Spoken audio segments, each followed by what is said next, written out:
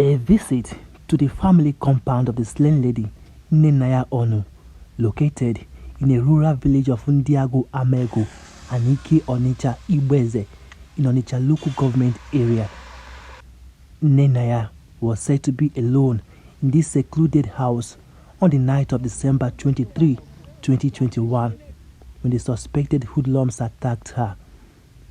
She was allegedly beaten, stripped naked, dismembered, and burnt alive, together with her belongings and that of her mother. 65-year-old widow Agnes Onu is the mother of the deceased. She is said to have, since the incident, been suffering from emotional breakdowns. Agnes cries at the gravesite of her daughter, calling for justice. Juliet Onu, the only surviving sister of the slain lady, though did not witness the crime, is accusing members of the extended family of having a hand in the murder. She alleges that her sister was killed because she demanded for her late father's inheritance, as their mother had no surviving male child.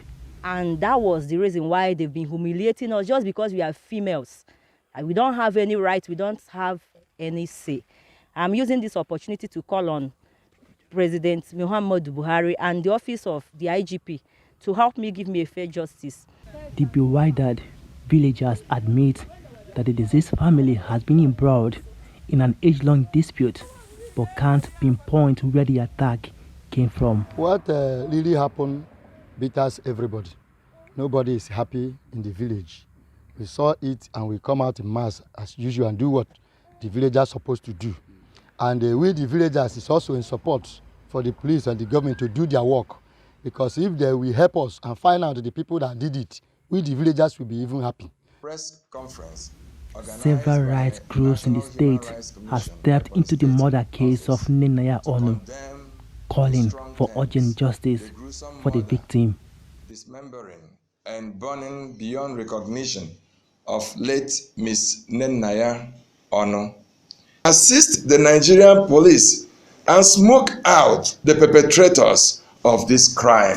Now, that mobilization is not going to be an issue again, because we are now here for them and we're going to fight it out.